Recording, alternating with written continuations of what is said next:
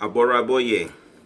So I just read a really superb article that was making note of a very large group of African Americans. I think it was 70 African Americans who had been embraced by the Oyo Kingdom, and it was a beautiful article. I think this is the first of its kind that I have seen, and I love the article. But there are some details that are incorrect, and there's one basic premise of the article is inverted, right? It's total opposite, which is the idea that the Yorubas as a whole, and the Oyo in particular, or any other kingdom in particular, has brought African Americans into the fold, and that's not what's happening. That's not what has happened. Okay, what has happened is that African Americans have deliberately and purposefully decided to act upon our collective memory of our spiritual identity. We have known that we were Yoruba for a long, long time. Okay, and that's evidenced in the lives of a variety of elders, of ancestors, our departed heroes and leaders of old, like W.E.B. Du Bois, who we know is buried in West Africa, in Ghana. People like Martin Delaney, who we know was Oyo,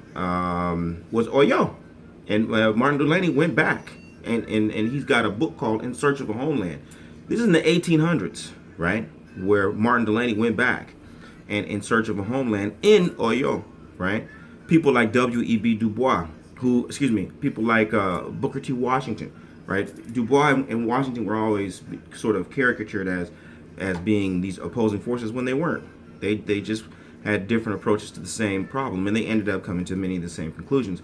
Booker T. Washington was a very staunch Pan-Africanist, and more so than many others, he went back and he established commerce, not only between West Africa and the United States, but West Africa, Central America, Panama in particular, and the United States. He was involved in brokering all kinds of immigration deals that made it possible for Africans to move from throughout the diaspora into the United States.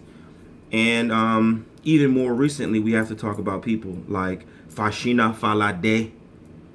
We got to talk about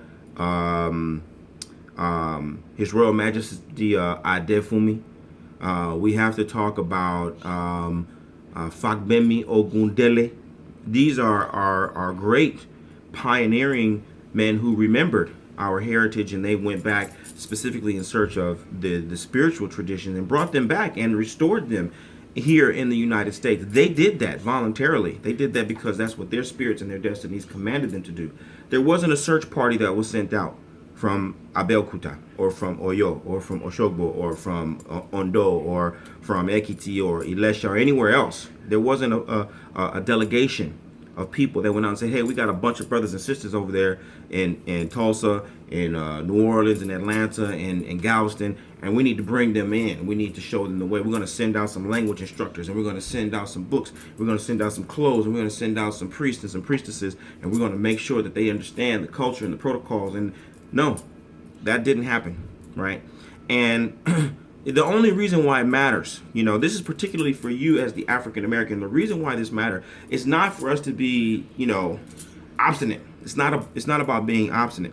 It's about being clear about what it's going to take for you to be able to go back and go forward as you go back, to remember and go forward. Because we have had a particular kind of an experience. Okay? We as African Americans have had a particular kind of an experience. The shame, the pain, the isolation, the fear, the victimization that we have had to transmute in our experience here in the United States has made us into a different kind of a Yoruba. We are a Yoruba for a different purpose. We are a Yoruba who stand on a particular kind of a ground and with a particular kind of a spiritual vision.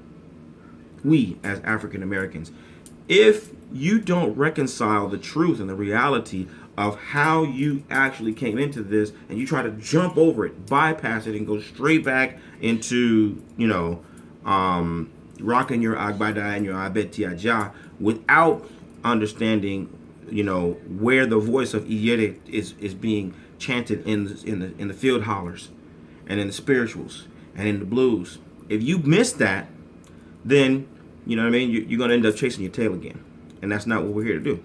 We're here to reconnect the dots, okay, to make ourselves whole, so that we can really enjoy awakened personal experience, right? This is very keen for me right now, because that's the nature of my class, African Spirituality for Awakened Personal Experience. You need to be awake when the spirit mounts you this round. In this next generation, when the spirit descends upon you, when you open up the floodgates to bring that consciousness in, you need to be able to have your eyes open and your heart open and your mind open all at the same time, so that you can be conscious and purposeful in your spiritual walk. That's where it's at for us in the next round. That's our place. That's our place. And that's how we're going to be able to take that place with authority, with love, with patience, with wisdom, okay, and with clarity. So I want to encourage you to continue to explore your journey. If you haven't found the article, I don't know what it's called, the word, but if you search it, you'll see it. But more importantly, I want you to explore the class African Spirituality for Awakened Personal Experience, so that you can better understand what it means to live the medicine that will indeed heal your life and heal the lives of those who you're destined to serve. Aboye, Aboshishe.